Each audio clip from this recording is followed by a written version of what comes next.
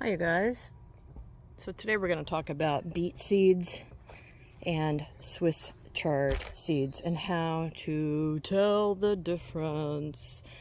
So this whole area in here is Swiss chard. I let it go to seed every year and it gives me new chard in the spring, and you can obviously tell that as all of these little suckers here are seeds. Let's take a look at one. That is a single seed.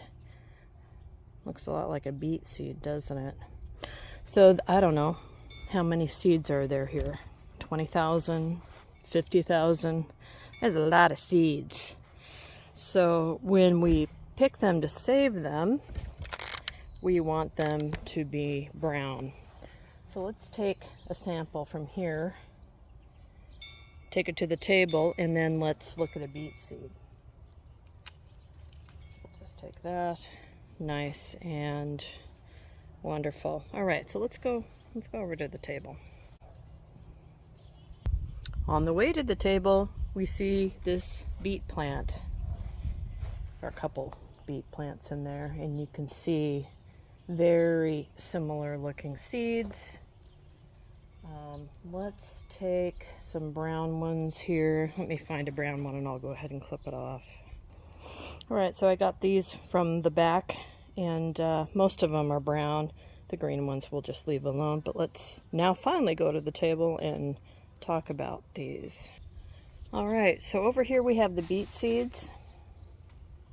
Took some of them off the tray here. And let's take some of these chard seeds off. Take some of the brown ones so they look alike.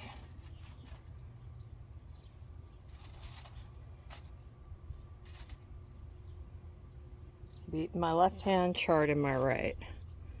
You tell the difference? No, I'm sorry, I'm in the shade. But the thing is I can't either. You can't tell the difference. The only way you can tell the difference, especially if they're in a package, is to know which one is which. So you need to label them.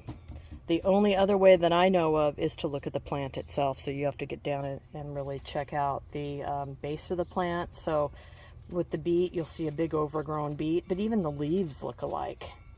So you really need to get down there and look at it.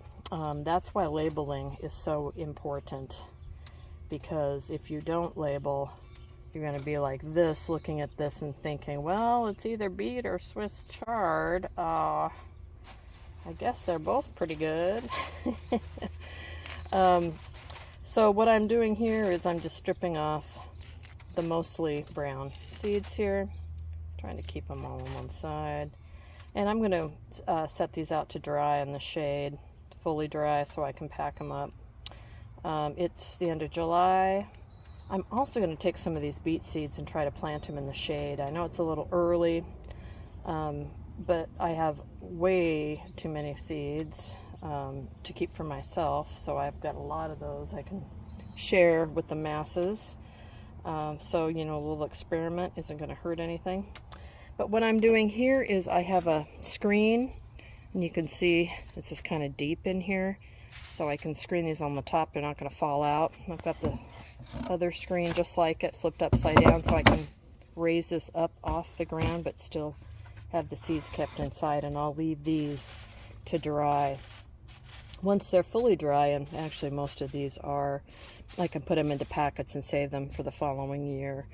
The chard, like you saw over there, is really pretty green, but every day more and more seeds will get ready to dry, and we can save them for planting. So how do you tell the difference?